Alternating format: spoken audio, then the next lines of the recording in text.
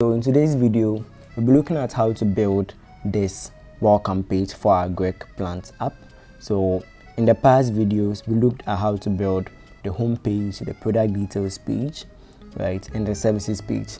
And in this particular video, we'll be looking at how to build the welcome page. So if you haven't watched the previous videos, I'll leave a link to the playlist in the description where you can go through those videos after watching the welcome page, right? So let's get right into it. In Android Studio, I have the project we've been working on here, and I'm going to run this. So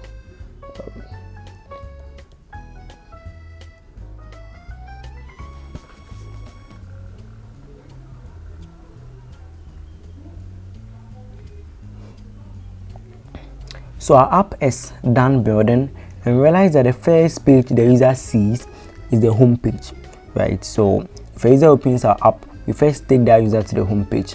Now we want to change that implementation and take the user to the welcome page where the user can log in before seeing our products, right? So the first thing is we are going to change this home to a new widget that we are going to create. That is going to be the welcome page.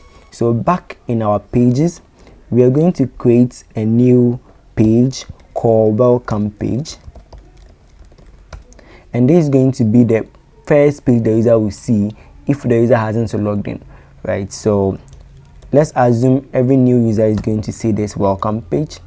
So welcome page, and then let's import a scaffold, right, from material. So package material, and then let's replace the home page with the welcome page, right? So like this, and now when I save, we should see an empty scaffold here, which is the white screen you see over here. Now I'm back in the welcome page. This is how we're building the actual welcome page I showed. So first we are going to have a body, and then in the body we are going to have a save area, right? Yeah, and the reason why we are having a save area is because we don't want any of the content or the widgets to go behind the notches, right? So we just want to keep everything within the main page, right? And the child of this save area is going to be a center widget, because I want to center everything on the page. And when we save, we're not going to see anything because we don't have anything in the center widget. Now the child of this center widget is going to be a column, right? So everything on our page in this welcome page is going to be within a column, and the first child of this column is going to be our image, right? So let's first add the image. So image.asset, and then the path is going to be our assets/onboarding.png, right? And when I save, we should see this beautiful image over here, right, for our onboarding image, or our welcome page image. So the first thing I want to do is, after this image, is to have some padding within our body. So realize that our image is touching the edges of our body. So within the there is a property called minimum, which we can use as a padding in this case, or you can just wrap the center widget in a padding. So I'm going to give it an edge insert.all and a value of 20, right? And that's going to give some space around the body. Now after that, I want to also constrain this image, right, so that it has a fixed width. So I'm going to give it a width of 380, right, which is going to be just a bit smaller than the width we have over here. And the reason is, if you're on a larger device, I don't want this image to be as big as it can be. I just want it to be 380 fixed, right? So after this, we need to have our text, which says welcome. So our text, which is going to be welcome to Agriplant,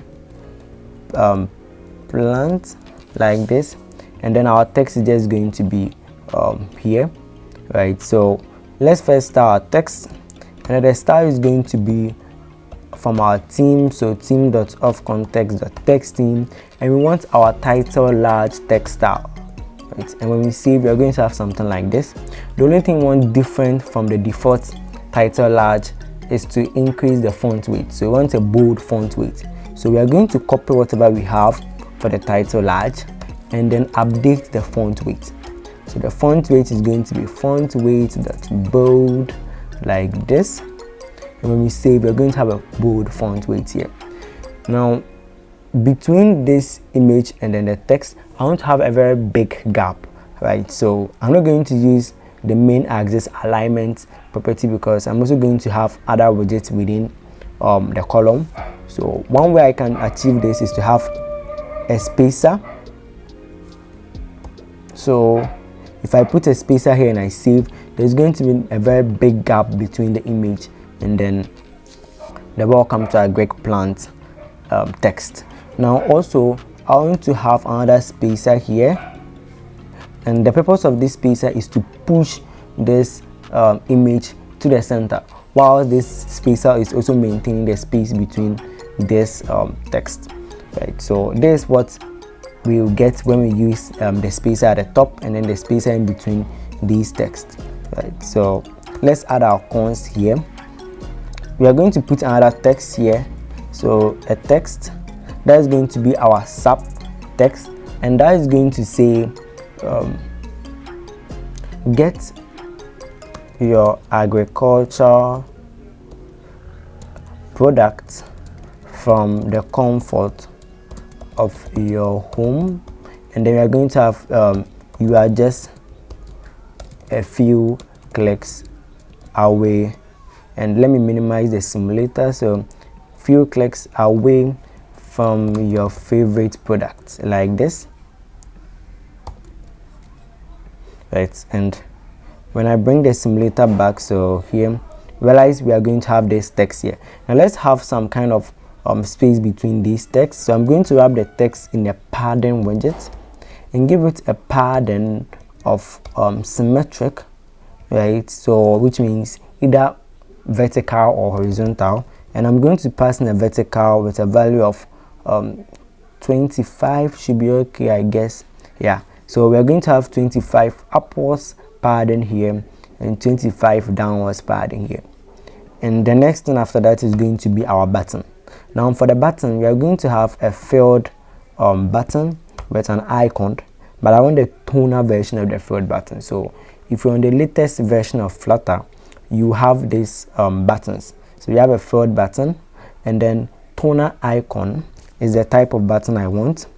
In the press for now, we're going to create an empty function here, and then the icon is going to be from our iconly package. So we added an iconly package in the previous videos, which is just an icons package, and then we are looking for login, right? That's the icon we want. And then the label of this icon, which is just the text, is going to be continue with Google, right? So if I save, we are going to have this continue with Google, and that is going to be our welcome page. Now when we tap on this continue with Google text, we want to navigate to the home page, but then prevent the user from navigating back to the welcome page. So we are going to use a push replacement. So navigator dot of context, right, dot push replacement. So it means we want to push and then replace this page as well. What that will do is to prevent the user from coming back to the welcome page. So I want to go to the home page, right, like this, and that's going to navigate us to the home page. The user press on continue with Google for now. So in our simulator, if I tap on continue with Google, if everything works, this should take us to our home page.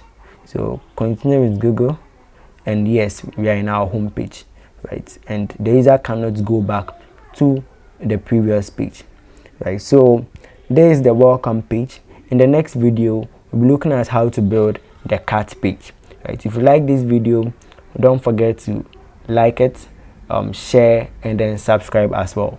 I'll see you in the next one. Thank you for watching.